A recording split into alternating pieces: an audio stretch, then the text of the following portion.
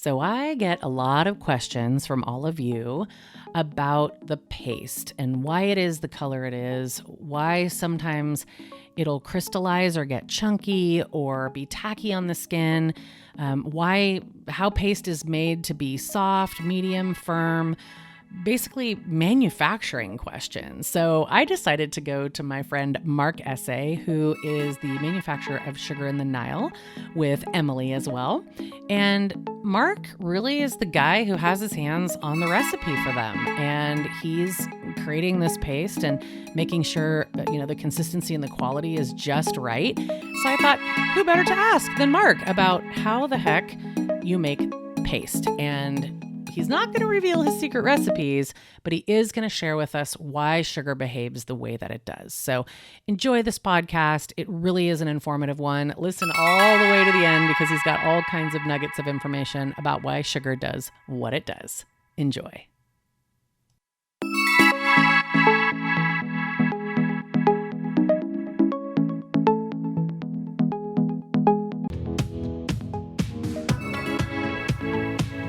Are you interested in learning more about body sugaring? Or are you a sugar professional who already knows how to sugar, but you are looking for better ways to kick up your business? Welcome to the SugarShow podcast. I'm your host, Shannon the Sugar Mama. Hello, Mark, and welcome back to the SugarShow. It's been about 5 months. It was the beginning of lockdown that we talked originally. Yes, a lot has certainly happened in the past few months. Oh my gosh, so much has happened.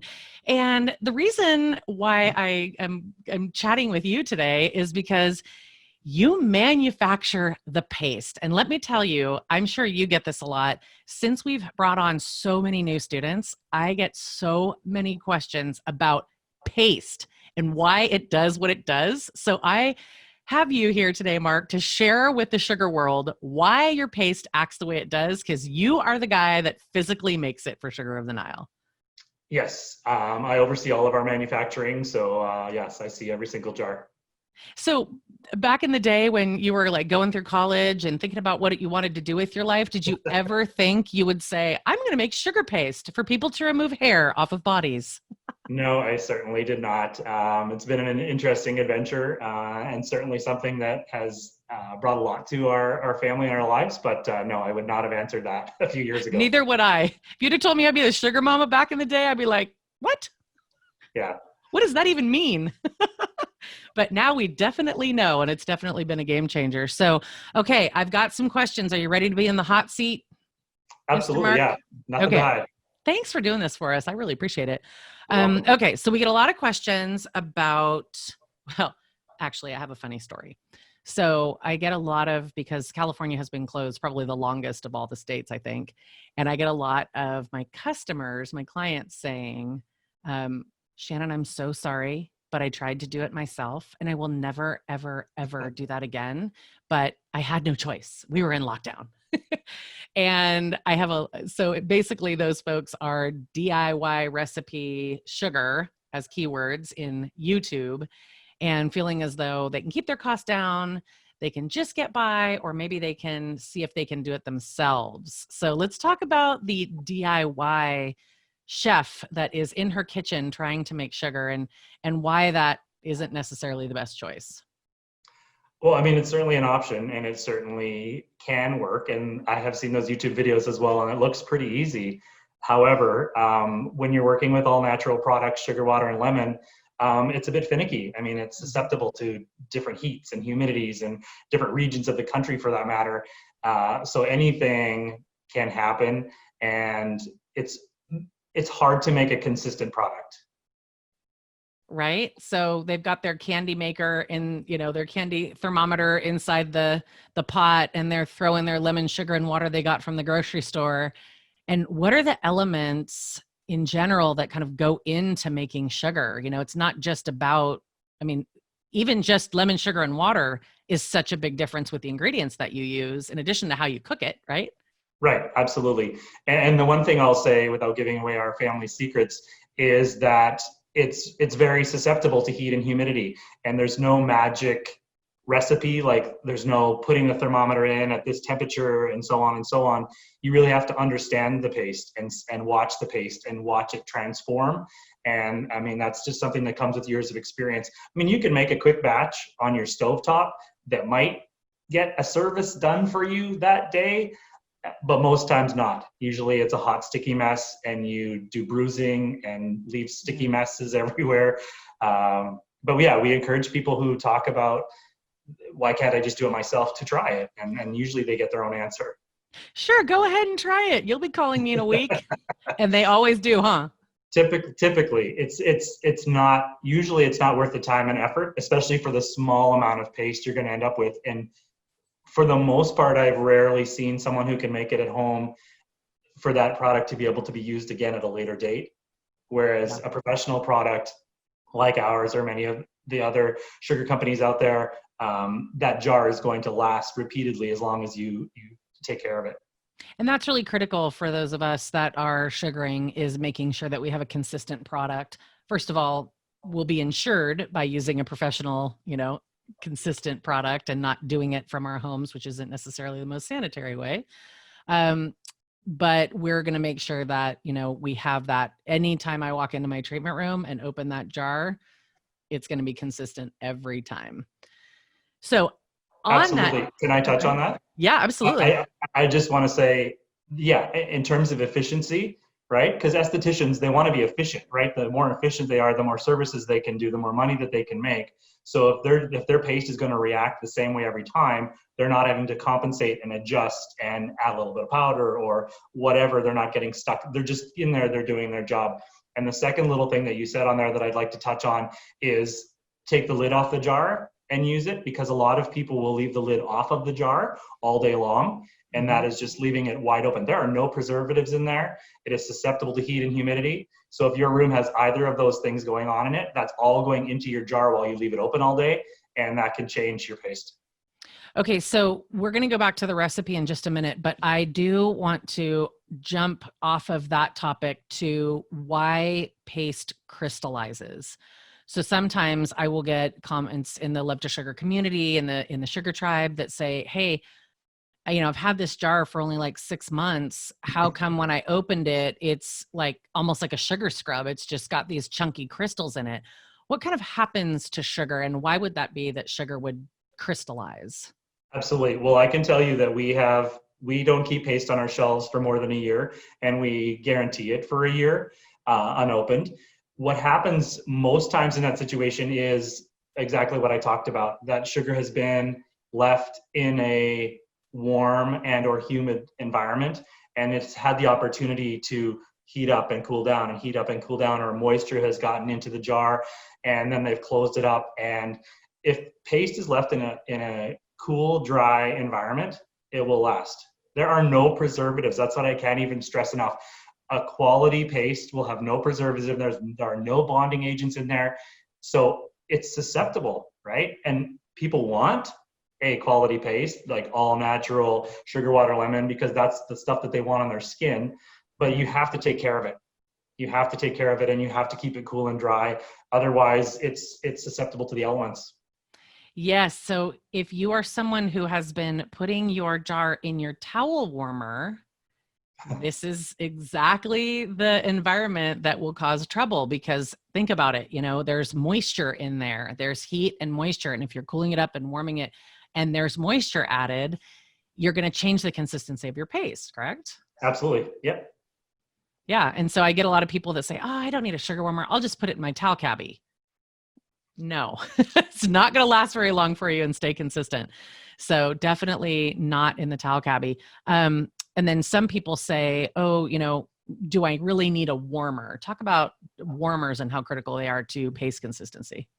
We highly encourage warmers. I understand when people are just starting out, it's an expensive addition to your setup cost. However, the nice thing about a sugar warmer, and this is true for all reputable sugar companies that sell sugar warmers, is that they're set at very low temperatures. You just want that paste to be above room temperature, and a sugar warmer will be set that. So if you're using something that doesn't have that kind of control, that kind of consistency, your paste is going to be fluctuating. So if you get it too warm, it's going to be sticky and runny and not work for you. And B, if you're constantly warming it up like that, you're actually cooking the sugar water and lemon again. It's already been cooked for you. It does not need to be cooked. It should just be warmed up over room temperature. Right. If they can't, and I understand that people can't afford a warmer, and I get that. If you can't, then you need to like put your jar or part of your jar in a separate container and put it in water, hot water, like a baby bottle, because that will like warm it up just a little bit without cooking it. And that will soften the paste enough for you to be able to use. Obviously, that's not very efficient if you're going to be working with the paste as an esthetician. But if you're doing it at home or for yourself, that would be one way you could get around the warmer. But when you can, get a warmer. The one at our house, as I said, is set on low, and the paste just sits there with the lid on until it's empty. And that paste is the same every single time someone draws from that jar. Yeah. If you think about it, it's like recooking your food over and over and over and over again, right? Like, how good is food if you've rewarmed it 16 times, you know, like, no, you wouldn't want to recook your meal. I mean, it's lemon, sugar, and water. It's food. That's it. Yeah, exactly. Yep. Yeah. So really try not to keep cooking your food, and you will do much, much better. And it won't change consistency on you. As you know, if you were to microwave your dinner over and over again, the consistency is going to change on that steak. Well, people are going to notice it's going to get hard. It's just going to get hard and harder and harder, to the point where you might be able to heat it up enough to use it in the moment. But as you're working with that paste on whatever service you're doing, it's going to harden in your hand and it's going to stop working. Yeah. Let's talk about temperature even further. As far as when you get your paste, I want you to think about the journey that your paste has been on, audience. So, you know, say at Sugar of the Nile, Mark manufactures this paste. It's a beautiful consistency. He goes to ship it out. And if that, we were talking about this earlier, Mark, if that paste has been sitting in a hot truck in Phoenix, what are you going to get by the time it gets to you? So you have to be really mindful of your ordering. But what happens to paste kind of in the shipping process if we're not careful? For sure. I mean, I'm not going to say anything bad about Arizona because, you know, they got a lot going on We right love now. Arizona. But we have to be smart orderers in Arizona and other hot states. You can't just order in the middle of August and then let it sit on your patio, you know? Right. Yeah, no, I'm just teasing. But yeah, ideally we encourage people to buy direct from a distributor because that will be your shortest transit. And all of our distributors know that we have a all-natural product susceptible to heat and humidity, and they will send it out to you quickly and efficiently using the appropriate methods. But yeah, like for example, if someone ordered and it didn't arrive in time, or they weren't there to pick it up and they had an agreement that it could be left outside in the heat, that can change the product. I mean, heat and humidity again. I will say, and I would assume that most reputable sugar companies as well would agree with me, is that if that happens, please contact whomever sent it to you to give them the opportunity to make it right, because we would make it right. I mean, once, you know, if you live in a hot, humid place and you left it out on your step and it was ruined, whoops, absolutely. So that's a learning, that's an education process, and we will take care of that and help you out. And next time we would make sure, and as would they, right? Make sure that they're there to get it and to get it off the step faster than slower. Yeah. When I know, I'm in the Sacramento area in California, when I know that we're going to be 102 this week, you know, I'm not ordering paste this week. I'm ordering paste in May. I order a bunch of paste, I save up, and then I order a bunch again in the fall. Right. It's the way we order. Right. And I applaud you for that because you figured it out. And we encourage people to do that. But sometimes you're in a situation where, as I'm sure you will be when California reopens, you're going to be busier than busy, hopefully. And you may use paste a lot quicker than you thought you were going to, and you get in those situations. So know that the paste can handle. Like, we ship to Hawaii, we ship to the hot states, like we do direct for some people, and it makes it, and it's fine. But you need to know that paste cannot spend a huge amount of time in those conditions and not be compromised. Absolutely. Absolutely. And it's critical to understand your business in your area so that you can make good choices and that's the beautiful thing about a professional sugar company like yours, is you are here to work with them.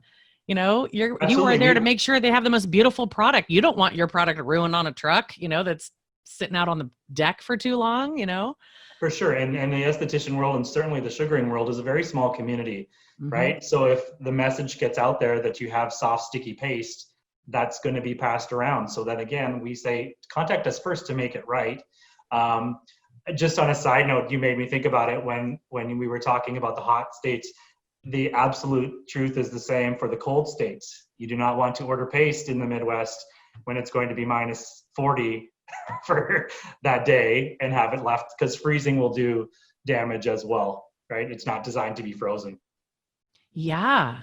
So I didn't even think about that because we're not in a freezing state. So what I do know you you don't see in have the any snow. You don't I don't even have know. that trouble. Okay, so what do people have in like the really Minnesota and some of these, you know, really cold states? Like, how does that affect their paste when it gets super, super cold and then you try to warm it up? Similar? I mean, it's actually better. It's better to be cold than it is to be hot and humid. And people in the Midwest, I mean, they know how to handle winter. I mean, that's usually not a problem. Same thing with the delivery drivers. They're not going to leave it on their step at True. minus 40, right? I mean, that's just common sense.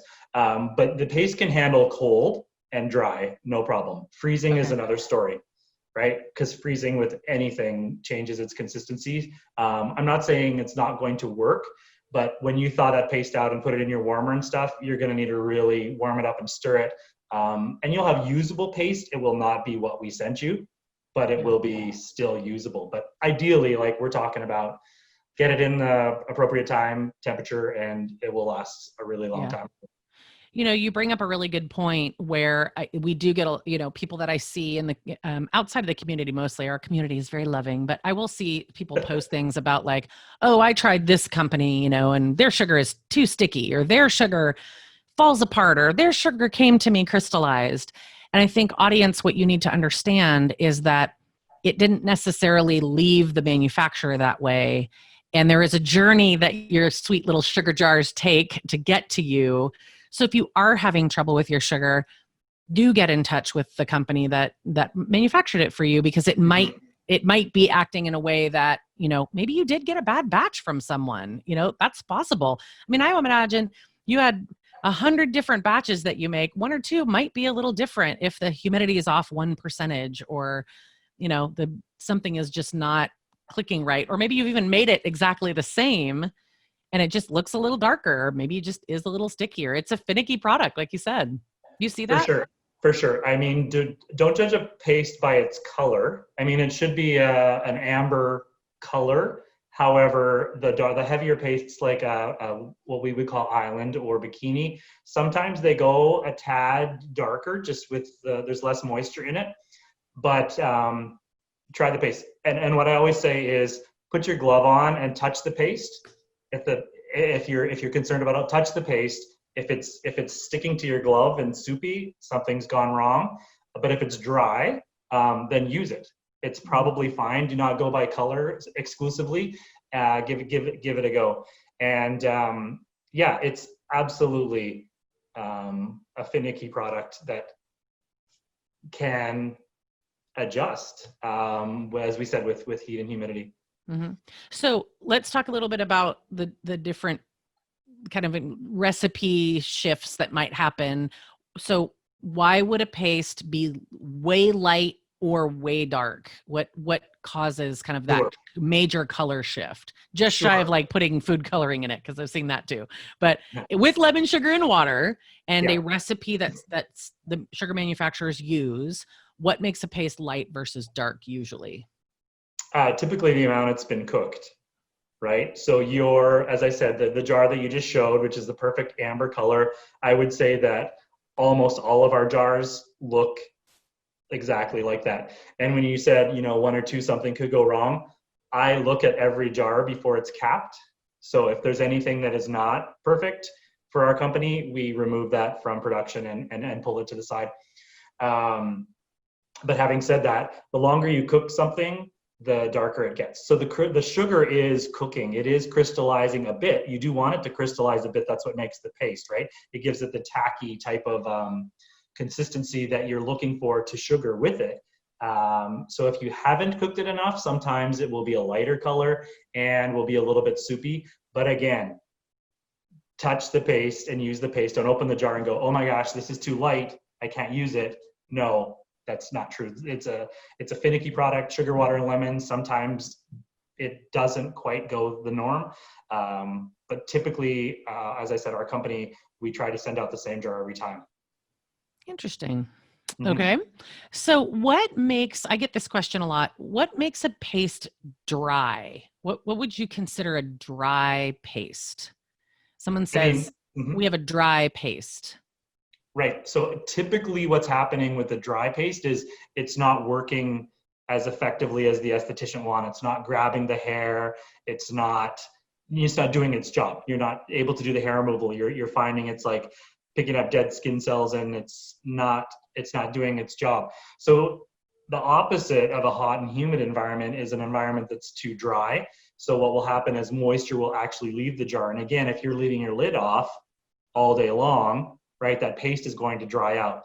Also, sometimes people in a hurry will crank their paste up warm, like, or hot, to kind of get the jar warmed up for the day. And if they don't remember, they've actually cooked that paste a little bit and moisture has been removed. And yes, they cool it back down.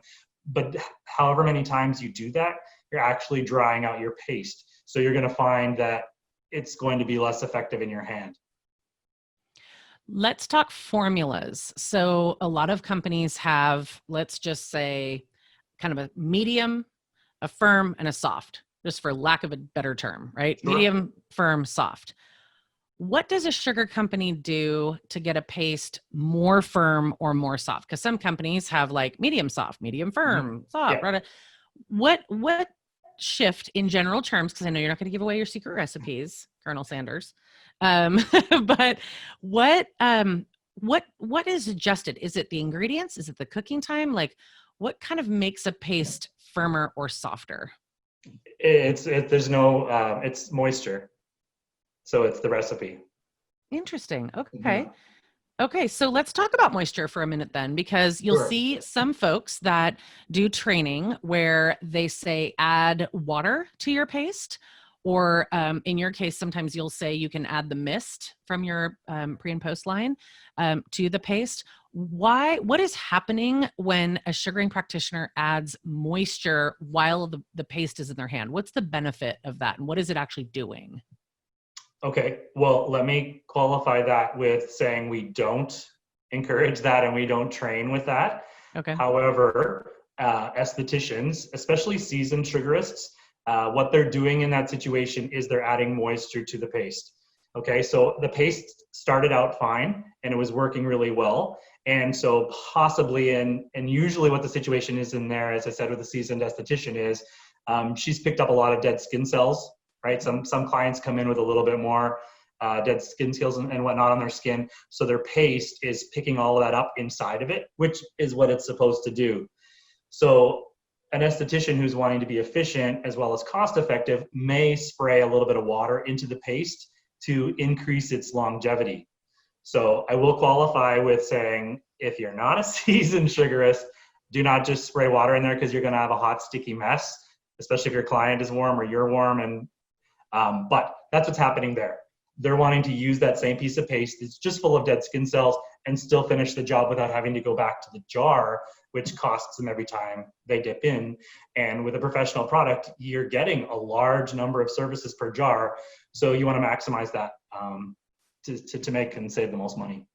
For sure, for sure. So you did qualify this, and I will say, when you get your jar of sugar, you're not, if it's halfway down, you're not adding water to make it last longer. You are not adding mist to make it last longer. It's literally a per application.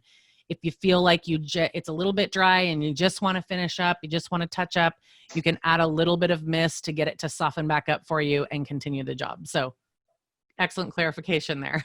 Thank you. And if that doesn't work, like if yeah, again, a seasoned sugarist knows probably more than me about the time and place and the opportunity to do that. But if it starts to fall apart and be sticky, then get rid of it and get some fresh new glove and new paste. Yeah, for sure. So last question, because I could talk to you all day about this. I love this Hey, I'm stuff. here. Right? I love that. And we're going to come back at you later on in the year and probably ask you some more questions. But Sounds good. let's talk about, so we talked about DIY in the very beginning, and then you see pastes that are out there that have all kinds of different ingredients. And I mean, I saw a paste the other day that I think it was like, I want to say it was close to, it was in the mid $50 a jar, US dollars a jar range. I want to say it was even closer to 60. Almost fell out of my chair. So before the podcast, you and I were talking about, like kind of like the importance of the quality that's in your jar, and talk a little bit about that. Because sure, you can make it for a couple of bucks, right? And you could make it for 60 in that jar. But why do sugar companies fluctuate, besides obviously market research and all that kind of stuff? But as far as the paste is concerned, share with me kind of, what's important about that paste in the jar for the cost. Absolutely. I've never heard of $60 paste, but holy smokes, that at best be fantastic and get you a lot of services. Our jar would be comparable with other professional sugaring companies in North America, but that's not the point. The point is, if you want a quality product, you're going to need to pay a little bit more money. And that is true in any field, right? Estheticians, even sports, right? Like my kids, they're young, and the guy at the sports store was like, oh, you should really try these skates. And I'm like, my 7-year-old does not need $150 skates. But he always hated skating. His feet were always sore. And the guy was like, try these. And my son put them on, and he's like, Daddy, these feel great. And I'm like, oh my gosh, I'm an awful parent. but the point is, you get what you pay for, right? Yeah. That is true in anything. And so with a professional sugaring paste, you're going to get countless services per jar, right? You're going to use a small amount of paste. It's going to last, right? And we've seen estheticians that will start, say they're doing a leg, and they'll take a small amount of paste, and they'll do both legs, and they'll keep going. They'll take a stick and add some more paste to that, and then they'll do the arms or whatever the next service will be, because the paste still has life in it. Yeah. Right. That tends to not be the case with the less expensive paste. It tends to break down a little bit quicker. Yes, you can get it for a fraction of the price, but if you look at the end of the day, how much paste, how many times did you have to go back to that jar to finish both legs? And if the answer is you're having to go back 2 or 3 or 4 or 5 or 6 or 10 times to do both legs, you're not really getting your 20 some dollars worth of paste. Yeah. Whereas had you used a professional product like ours or otherwise, you would have dipped in there once. You barely notice the reduction in your jar, and you've done a double legs and gone to the bank with what you charged for that. Yeah. It's really critical for me as a sugar professional that I don't have to put a giant handful of paste, like a wad of paste in my hand to get the job done. Right. It's critical that it holds up. So if I'm halfway through a Brazilian and that paste is getting gooey and falling apart on me, again, temperature and, other factors being all the same, I need that paste to hold up in my hand consistently. And I don't want that paste to be tacky on the skin, so it feels like it's making the skin raw. And so if you can make sure that when you are looking for a paste that works for you in your treatment room, you keep all of these factors in mind when you're choosing a professional company.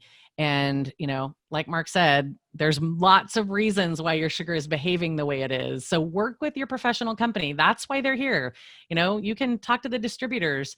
You can talk to, Mark and Emily, like they're willing to help and make sure. And the other shop owners, the sugar owners, they want to make sure that your paste works well for you. It benefits everyone.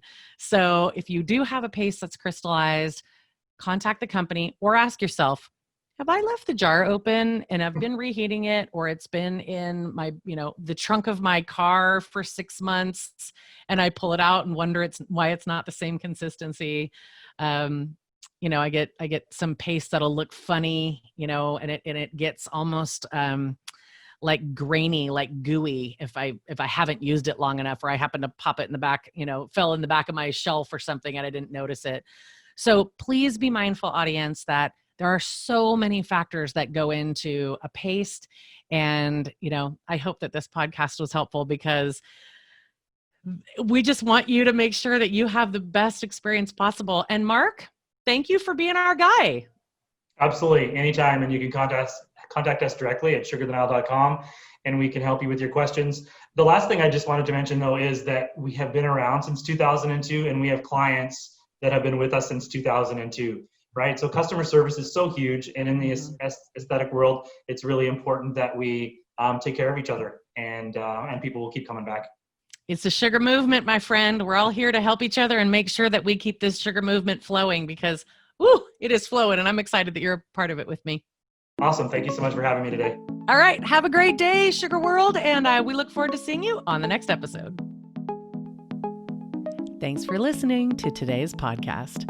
For more information, visit us at www.love2sugar.com or our Facebook page, Love to Sugar, where our community has come together to help you be a better sugaring professional. Cheers to your sweet success.